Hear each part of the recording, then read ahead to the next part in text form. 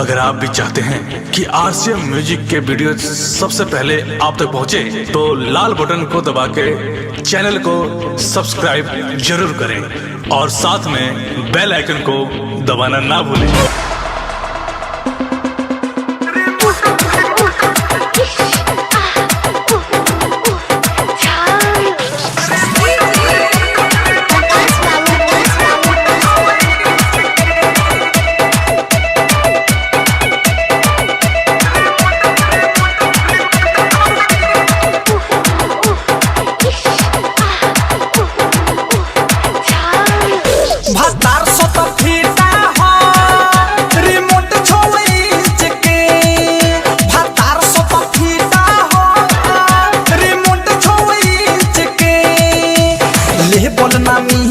हम कहू किले लागे लगाई मेरी चके भतार सत फीटा हो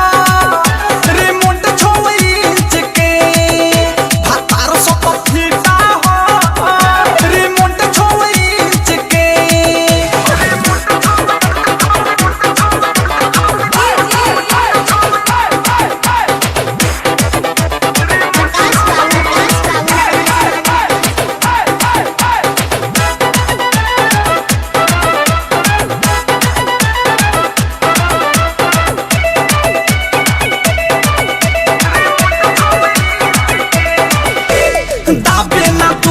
शाम चाहे सूबे हमरा के गोदी उठा के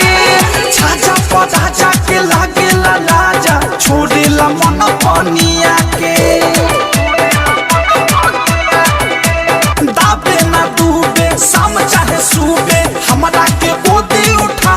के छाजा पौधा जाके लागे ला लाजा छोड़े ला मन पनिया के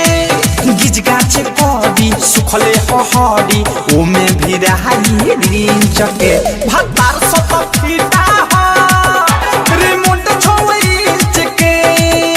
भतार सत फीटा हो रिमोट छोई चके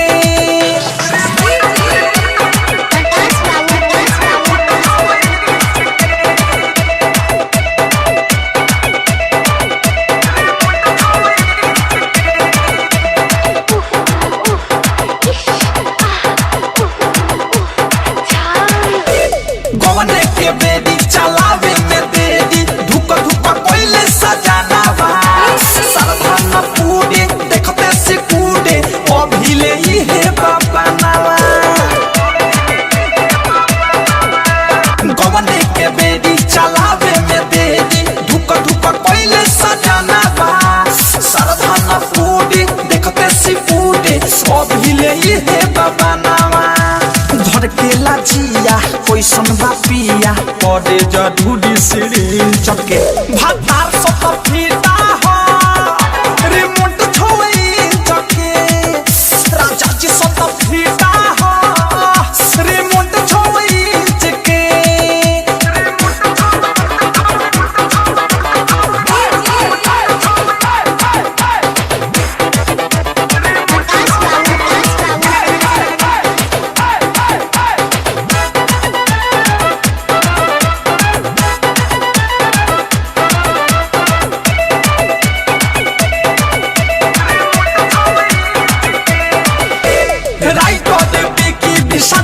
बुझे न कबहू भावना